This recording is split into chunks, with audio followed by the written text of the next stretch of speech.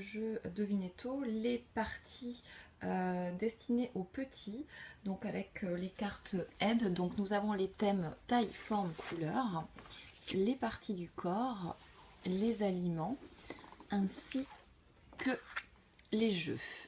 Et pour la partie Devinetto grand, nous avons plusieurs thèmes aussi, entourés de la couleur violette à chaque fois pour pouvoir bien les reconnaître. Donc on commence avec le niveau moyen de transport avec la fiche d'aide à chaque fois.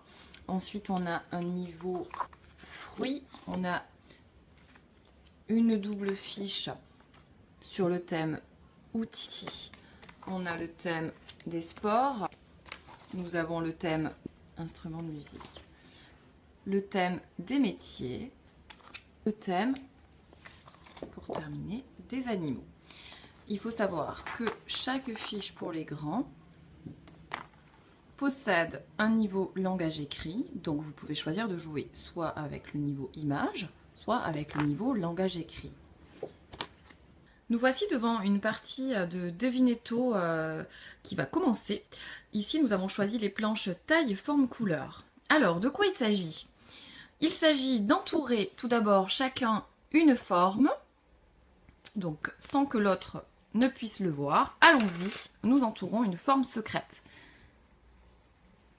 Et maintenant, chacun à notre tour, nous allons essayer de deviner ce que l'autre a choisi, par des questions les plus logiques possibles et les plus stratégiques. Est-ce que tu peux commencer? Ouais. Est-ce que c'est un jaune? Est-ce qu'il est jaune?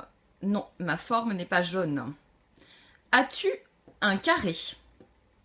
Oui. Alors je barre tous les ronds. À toi. Et voilà, ainsi de suite jusqu'à découvrir le premier, la forme de l'autre. Donc voici une partie de Devinetto version langage écrit. On va essayer de deviner ce que l'adversaire a entouré par des questions les plus logiques possibles, celles qui vont éliminer dès le départ le maximum de possibilités. Allez, c'est parti, qu'est-ce que tu demandes? Est-ce que c'est un fruit rouge? Oui, c'est un fruit rouge. Alors, que vas-tu barrer? Mandarine, citron vert, noix, citron. Voilà, ici donc on barre tout ce qui n'est pas rouge. Tout au long de la partie, le patient peut utiliser la fiche aide pour l'aider à formuler des questions et augmenter son vocabulaire. Allons-y. Ce fruit pousse-t-il sur des ronces? Non. Alors, que vas-tu éliminer? Parfait. Alors, est-ce que tu as gagné la partie? Oui. Est-ce que tu as bien aimé ce jeu? Oui, Pourquoi? parce que c'est un jeu de devinette. Oh, ok.